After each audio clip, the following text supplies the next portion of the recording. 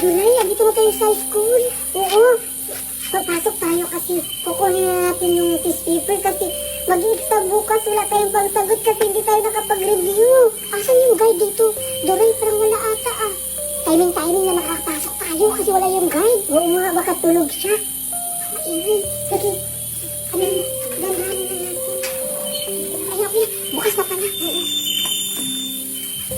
Doray, ang gawin naman dito, nakakatakot. Oo nga, hayaan mo na. Wala makuha na natin yung test paper. Huwag ka nang matakot para bukas. Makasagot tayo ng mga answer. Wala makuha natin yung answer natin doon. Oo, kasi pag hindi tayo pag hindi natin kinuha yung test paper, hindi tayo makapagsagot, mababagsak tayo sa school. Alam ko yung Doray kung saan yung natago yung mga answer at yung test paper. Ano yung sa room natin? Kaya tago ni ma'am sa sa ulo, sa ano niya, sa may langisan niya. Oo, punta natin. Sige, tara.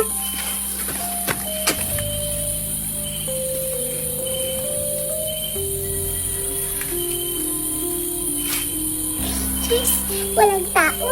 Makukuha ko yung test paper kasi wala akong maisasagot. Hindi pa naman ako nakapag-review kasi absent ako nung una. Kaya nakaplano ako. Nakukunin ko yung test paper namin para makapagsagot ako tomorrow. Para maging perfect yung sagot ko. Kaya pupuntahan ko. Baka may guard. Eh, wala. Ay, tulog.